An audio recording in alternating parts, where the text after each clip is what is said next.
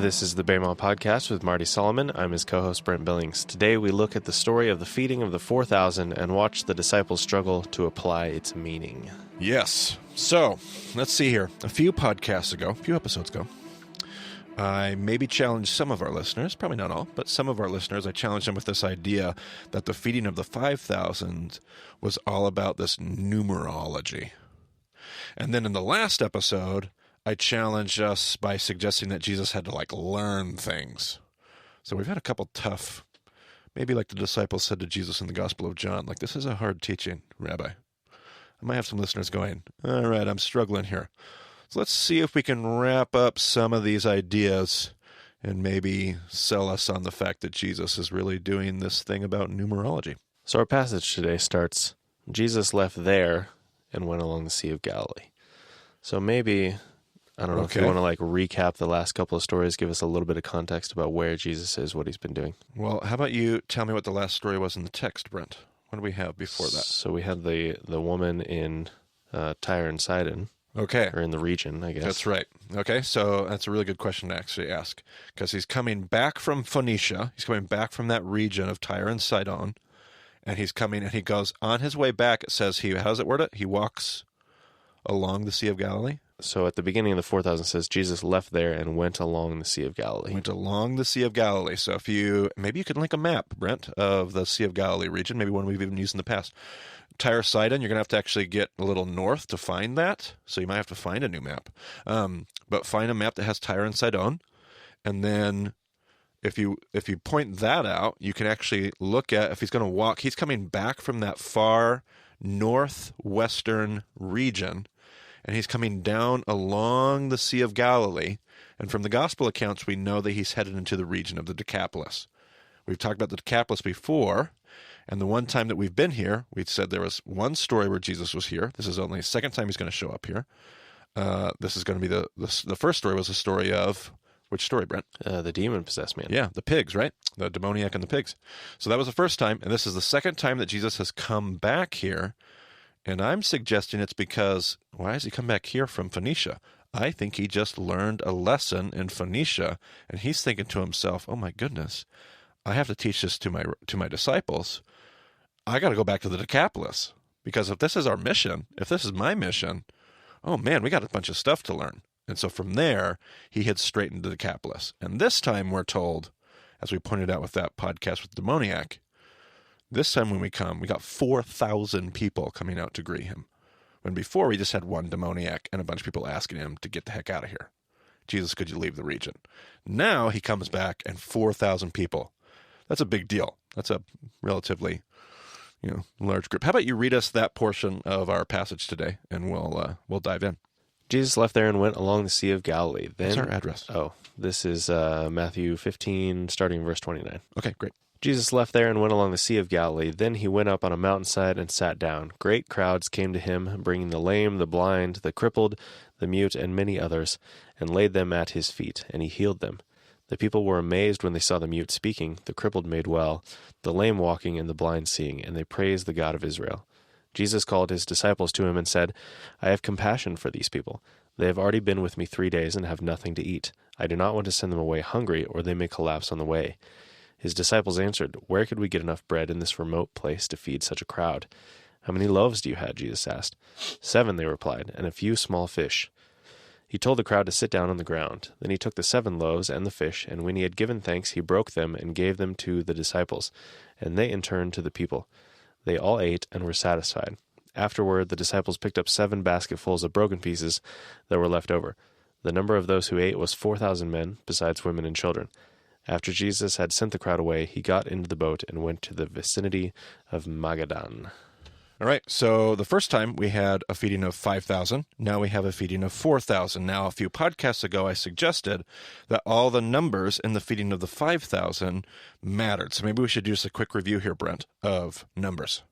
Right, so we had 1 represents God. 2. Books, or the tablets of the law. Tablets of Moses. Okay, excellent. 3. Community, which is, you can go back and listen to that if you need to. And then 4. 4 corners of the earth, or the Gentiles. Okay, for Gentiles from the 4 corners of the compass, right? Okay, and then 5. Books of Moses. Okay, excellent. 6. Sinful man. Okay, 7. Completion. Completion, and not perfection. Completion. You said it correctly. 8 is kind of tricky. We don't really throw that in there typically, but it's like a new creation. Later Judaism will connect it to infinity. We won't worry about that for now. Let's see here. 9, we didn't have 10. 10 is like a community plus completion, complete community. Okay, because it's what number plus what number? 3 and 7. 3 and 7, the number of community and the number of completion, putting together, complete community. 12. Tribes of Israel. Tribes of Israel, so that's like symbolic of all of God's people, God's chosen people, you could say. What about 50? What story do we think of when we think of 50? 50, the Jubilee. That's a good guess. I kind of threw you a curveball here. By the way, we skipped 40. What was 40? 40 would be like a testing or trial. A time of testing, 40 days that it rains in the flood, 40 years in the desert, 40 years of Jesus in the wilderness, 40 always connected to this 40 time of days testing. in the wilderness for Jesus. 40 days for Jesus, absolutely. 40 years for God's people, 40 days for Jesus. Let's see here. 50. What number do you think of? We talked about it in the 5,000 podcast, just briefly. I didn't do a very good job of drawing it out. That's why I'm drawing it out now. Boy, I don't know. 50. We see 50 right at Mount Sinai when Moses gets there, and Jethro comes out. And Jethro's like, Moses, what are you doing? You're trying to be the judge for like all these people, thousands and thousands and thousands of people. And so what Moses does at Sinai is he breaks the people up into groups of 50s and 100s, and he makes them like little groups of people that can kind of rule themselves, and the tough cases he ends up taking. I believe that's in Exodus 19, 18, 19, 18, 19, somewhere in there. Yeah, just read all of Exodus. Yeah, just read Exodus. You'll get to it eventually. So that's where you think of when you think of the number 50. So all these numbers make a difference. So knowing the numbers that we just went over, I suggested that in the feeding of the 5,000, Jesus takes the law, which is 5 loaves, which we think of the 5 books of Moses.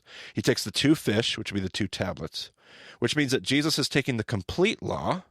5 plus 2 equals what, Brent? Completion. 7. And he gives it to his disciples. So Jesus takes the complete law, books and tablets. He gives it to his disciples. His disciples feed the people of God, which was how many people? 5,000. 5,000. 1,000 being complete community times 3. Right. All right. We're compounded by 3. And then 5 being the books of Moses. So this is the complete community of the books of Moses people, which would be the Jews. Okay. And then the people take and they consume this law. They eat the law that they received from the disciples as they received it from Jesus. And there's even more than enough for all of God's people because they had how many basketfuls picked up? 12. 12. So I suggested that Jesus' larger teaching point in the feeding of the 5,000 was that I am the second Moses. Remember Jesus putting the people in groups of 50? They would have thought about that story of Moses and Jethro. Moses gives them the law at Sinai. This all fits the same story in the text. It's like a gigantic remez. And I think Jesus is getting at, when you let me interpret the law and completely trust me with it, there is more than enough to go around for all of God's people. But now we need to take those same principles and apply them to the feeding of the, how many people? 4,000. 4,000. And where are we at geographically, we just said? In the Decapolis. Decapolis. So we're not with the people of the 5 books of. This isn't 5,000, it's 4,000. You said 4 was the number of? The Gentiles. The Gentiles. 4 corners of the compass, the 4 corners of the earth. So, of course, it says a Gentile group of people, 4,000 people. So we consider that context. Jesus has now returned for the second and final time, as we're told, to the region of the Decapolis. Maybe he went there more. But as far as what's in the text, this is the second and the final time he'll be in the Decapolis. This time, he feeds a crowd of 4,000 compared to 5,000. If the number 5 was a Jewish number and the number 4 is a Gentile number, we have to realize that we're now in the Decapolis. We don't have a community of the books of Moses people. We have a community of pagan Gentiles. Hence, the number is 4. Not only this, but we aren't told how many fish there were, because apparently the Holy Spirit couldn't remember that day. Which is a joke, because the Holy Spirit could obviously remember anything. Should I insert a laugh track? Oh, that'd be great. We don't want to get that started. We don't want to set that precedent. Oh, boy. Not with Marty. I won't do that. I got my own laugh track. So the Holy Spirit doesn't include the details of how many loaves we've got. Like, it's very specific in the feeding of the 5,000. I got 5 loaves. I've got 2 fish. I got the books of Moses. I got the tablets of Moses. But if I'm working with the Gentiles, Brent, do they have the books of Moses? Nope. Do they have the tablets of Moses even? Nope. No, they don't have any of those things. So what do we got to work with? The Holy Spirit's like, well, we got some loaves. How many loaves? How many fish? 7 loaves. 7 loaves. How many fish? Some. Just some fish. It doesn't matter. And 7, we said, was a number for completion, but it also did it have a Gentile twist to it? Yeah, well, it was the 7 pagan nations. Exactly, from Joshua 3:10. If you want to count the nations, go to Joshua 3:10, and you can count how many nations are listed in that story of the conquest there. So there's 7. 7 ends up being a Gentile number as well as completion. So there's 7 loaves. But we don't remember how many fish. I find it interesting that in the first story that takes place in the Jewish setting, the feeding is all about Jewish numbers. 5 loaves, 2 fish, 12 baskets, 5,000 people. In the story which takes place in Decapolis, the numbers change to only Gentile numbers, 4 and 7. Jesus is tricky. The point seems to be, after his starting revelation with the woman in Syrophoenicia, remember I just suggested in the last episode, he went to Syrophoenicia and went, oh my goodness, it's not just the books of Moses people I'm supposed to be working with. So now he comes down, he goes right along the Sea of Galilee, he goes back to Decapolis, and now he wants to tell his disciples this lesson. Not only am I enough for the Jewish people, I am also enough for the Gentile nations. And if you're like, oh, man, you're just doubling down on this whole numbers thing. Yes, but consider the story that follows next in the narrative of Matthew. Go ahead and read the next. So now we're in Matthew 16, I believe, correct? Yes, but I just have to point out one thing before we move on. Okay. The disciples in both stories have the same crisis. They say, we're in a remote place. Yes. Where are we going to get enough food? And the Decapolis is even like, I think a lot of us read that and we're like, oh my goodness, I just made the same mistake a second time. The problem is, they're in the Decapolis. They now have a food problem because they can't go get food in the pagan. They can't go into a pagan city. That's all unclean. They can't eat there. They can't get food from there. They have a food problem this time. So I think their problem's compounded now. It was like, okay, well, there's one thing we were in the triangle, Jesus, but now what are we going to do? Right? Okay. Go ahead and pick up and read the next section for us. All right, Matthew 16. The Pharisees and Sadducees came to Jesus and tested him by asking him to show them a sign from heaven. He replied, when evening comes, you say it will be fair weather, for the sky is red. And in the morning, today it will be stormy, for the sky is red and overcast. You know how to interpret the appearance of the sky, but you cannot interpret the signs of the times. Okay, so Jesus' point here is, boy, you're not working very hard here. Like, I'm a rabbi trying to teach you things, and you know how to do basic life stuff, like discern the weather patterns. Like, work with me here, Jesus is saying. Like, do some heavy lifting in the whole rabbinical thing. Go ahead.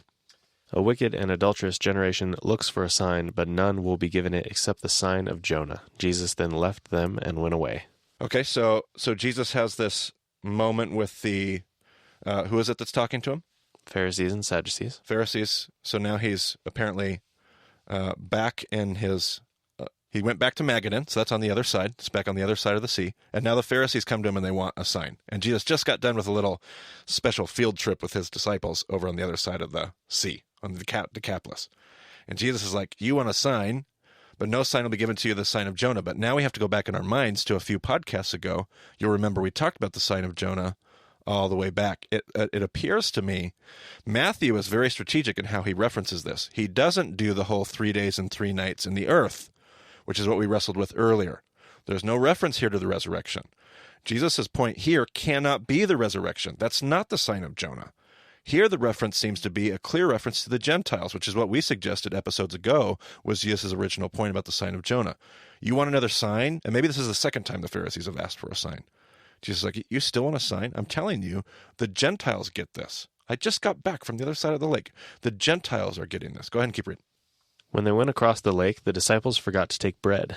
Be careful, Jesus said to them. Be on your guard against the yeast of the Pharisees and Sadducees. They discussed this among themselves and said, it is because we didn't bring any bread. Aware of their discussion, Jesus asked, you have little faith, why are you talking among yourselves about having no bread? Do you still not understand? Okay, so they get back in the boat and Jesus tells them, does he tell them here in this passage, beware of the yeast of the Pharisees and Sadducees, Brent? Yeah. Okay, so, and the question here is, what is the yeast of the, first of all, yeast we've already talked about symbolizes what? Yeast symbolizes, is it teaching? Not quite. No. That would make sense in this reference, but like we said that yeast always symbolized something very negative in sin. Hebrew thought, and sin. So Jesus says, beware of the yeast, or I believe what he's saying is beware of the sin of the Pharisees. Now, what have we been teaching all the way up to this point, Brent, is the sin of the Pharisees? What is Matthew's agenda? The mums are They're not taking care of the outcast. They don't take care of the outcast. So Jesus has just went over to the other side of the lake, fed 4,000 people, made a point to his disciples, I'm enough for Jews and for Gentiles, gets back in the boat, goes over to the other side of the lake. The Pharisees say, I want a sign. Jesus then, does it say gets back in the boat again? Well, I guess, so it says Jesus left them and went away, and then the next verse says when they went across the lake. Okay. So Jesus says to them, beware of so as Matthew records this narrative, his response is, beware of their teachings, beware of their sin, because they are going to teach you to not do the thing that I'm trying to impress on you, which is going to the Decapolis, which is finding the Gentiles, which is feeding of the 4,000. Beware of their yeast. And it says the disciples are like, oh, crap. Lunch. We forgot lunch. We forgot bread. Go ahead and pick up where you left off. I'm actually a little unclear here. Did they go back across the lake after he had the conversation?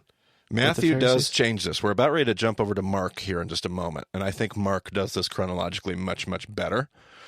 But Matthew tells us in such a way it's a little mushy. It's a little, and there's a bunch of argument about how to harmonize this section of the Gospels and where to put it. But yes, Matthew's trying to put things, I think, in a particular order here with the Pharisees and the encounter and the yeast and all of that stuff. Okay. Backing up just a little bit. Aware of their discussion, Jesus asked, you of little faith, why are you talking among yourselves about having no bread? Do you still not understand? Don't you remember the 5 loaves for the 5,000 and how many basketfuls you gathered? Or the 7 loaves for the 4,000 and how many basketfuls you gathered? How is it you don't understand that I was not talking to you about bread? But be on your guard against the yeast of the Pharisees and Sadducees. Then they understood that he was not telling them to guard against the yeast used in bread, but against the teaching of the Pharisees and Sadducees. All right, so for any of us being like, man, I'm struggling with the whole numerology thing, brothers and sisters, there you go. Jesus just let his disciples have it by saying, do you really not get this? Do you not understand? This was about the numbers. And he reiterates, 5 loaves, 2 fish for 5,000 people, 12 baskets, 7 loaves, 7 baskets. Like he even points out the numbers. This is Rabbi going, guys, do you really not get this? Were you not paying attention to the numbers that were going on in that story? Now, so let's just, at this point, let's just I do have to say, though, Jesus does relate yeast to teaching here, so I feel a little bit vindicated from earlier. Absolutely. But sinful teaching. Yeah, that's right. That's right. So I want to pause for just a moment here in the middle of this podcast and just review where we've been in this little string of stories. Okay? So let's go all the way back and pick up in the Sermon on the Mount. Okay? Chapters 5 through 7. Jesus, after the Sermon on the Mount in chapters 5 through 7, Jesus is going to have some encounters with people who land outside the lines. They're outside of bounds. They are mumsers. And is amazed by their faith. If you remember the Roman centurion. Nobody. I haven't seen faith like this in all Israel, Jesus said. In order to make his point, it appears that Jesus travels to the Decapolis and heals the demoniac, the most unclean of the unclean. Jesus then comes back to the triangle and teaches the people of God about this kingdom he is pronouncing. Again, the agenda of the mumser. But then Jesus attempts to get away to some solitude, but is followed by the crowds. So Jesus seizes the opportunity and feeds 5,000 in order to teach the disciples about his mission.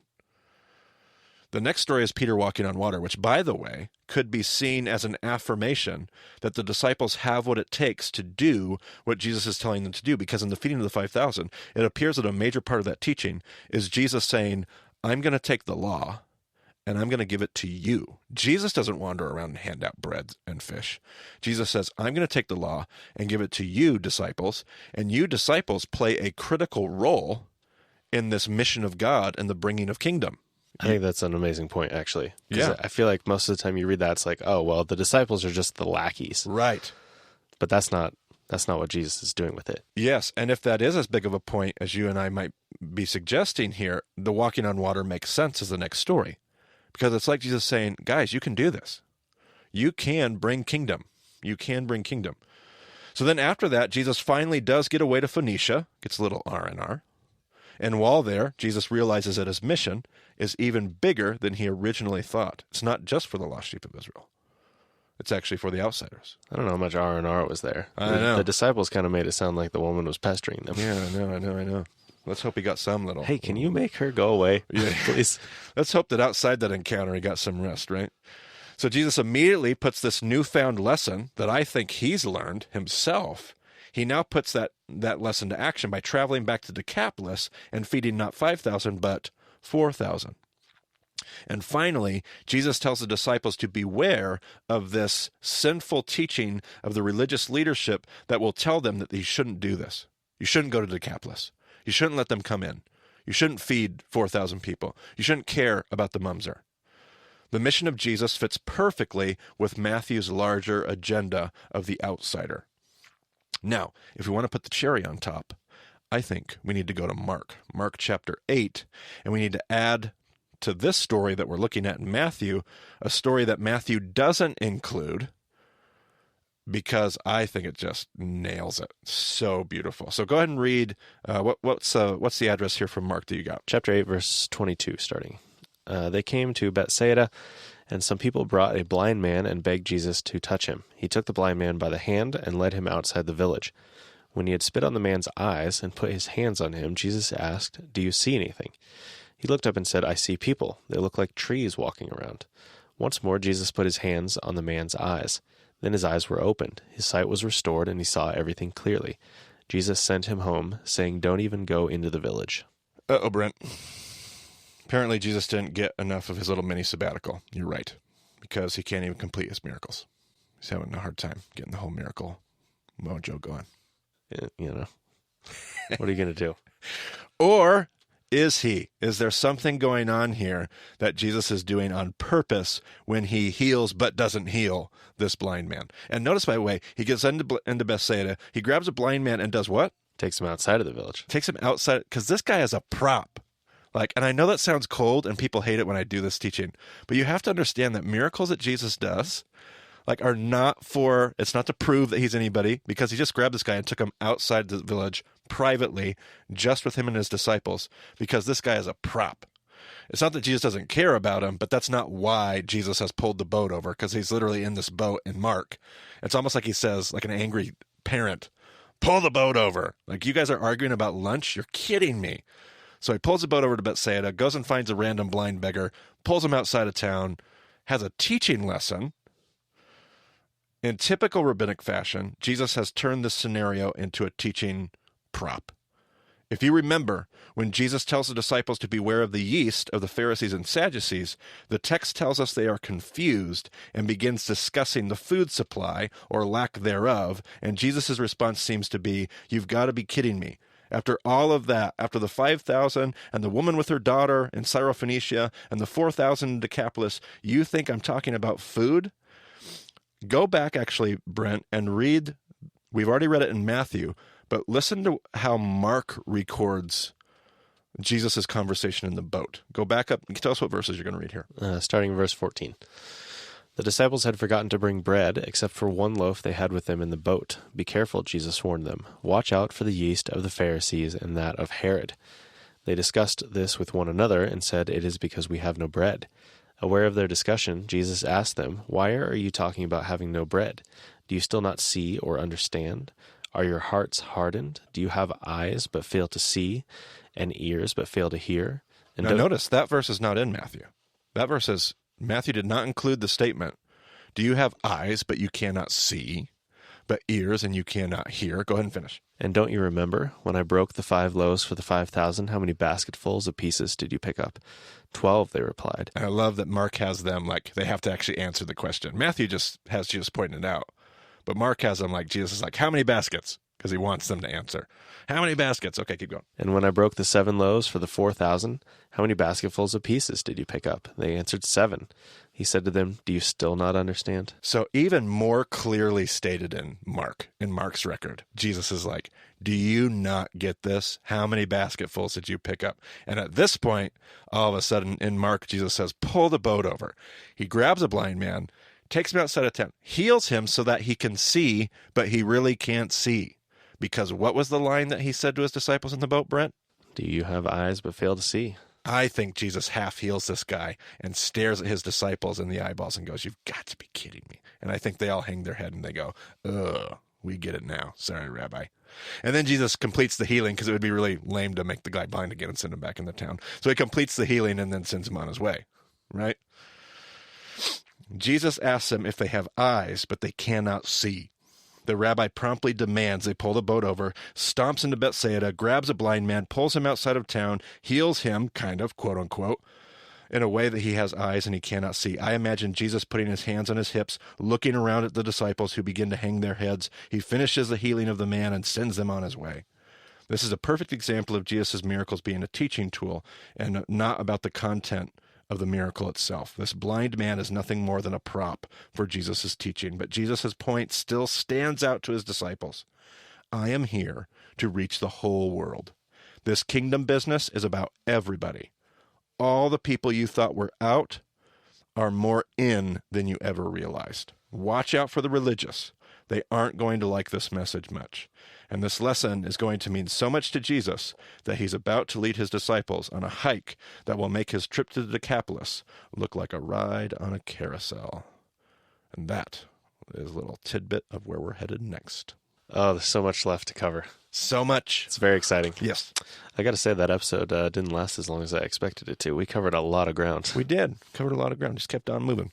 All right. The text do the work. Yep. Let's see. Maybe a good time to, say, jump on the Baymont Discipleship Facebook page. Indeed. Always a good place to connect. Marty's always posting stuff on there. I think you might see, by the way, you've probably been seeing, but I think you'll probably see some promotional material I'm going to be putting out to get people to subscribe to a new publication we're going to be putting together. I don't know. Let's see. I don't know. When we're recording this, we're a little bit ahead of the ballgame. So I haven't really picked a name, but I'm thinking like the Bema Monthly. Okay. If I do that, I have to send it out monthly. Yeah. So I don't know if Bema News, that's just not, that doesn't have a ring to it. Might have to workshop that a little bit. We might have to. But anyway, you're gonna see an opportunity to subscribe to a newsletter subscription. And anybody that loves Bema, just subscribe to that because we want to start communicating things to you, things that are happening. I'd like to highlight cool news that I'm getting from groups around the country. We have a ton of groups. Like, have you seen the map lately, Mr. Brent Billings? I enjoy the map very much. Yes. Brent is one that puts it together. That was a tongue-in-cheek reference. But I'm hoping all you listeners have seen the map on the website. Man, we got a ton of groups going on out there. And a whole lot of groups that aren't even on the map, which is cool. Like, do your thing. That's fine. I mentioned Bema, Cusco to my wife, and she looked up Cusco, Peru. Yes. And she's like, we should move there. Yeah. Nice. I like that. To all of our listeners down there in Peru. It's probably unlikely, but, they would love the company. Keep an eye out. I know they would. The Andersons. No, good to have them on board.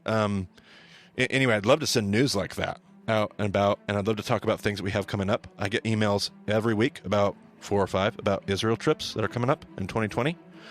And I'd love to be able to send out information about that and where to get that. I'd love to talk about weekend events and seminars and places that I'm speaking, and I would just love to communicate more because that's fun. And there's lots of people out there listening to this thing, a lot more than we ever thought I think we would see. It's becoming a thing, so let's make it more of a organized thing. So if you see those, sign up for the Bema newsletter. Get your name on the subscription list. If you get an invitation to subscribe, say yes. That's all I got for you, Brent. All right, we'll leave it at that. Thanks for joining us on the Bema podcast. We'll talk to you again soon.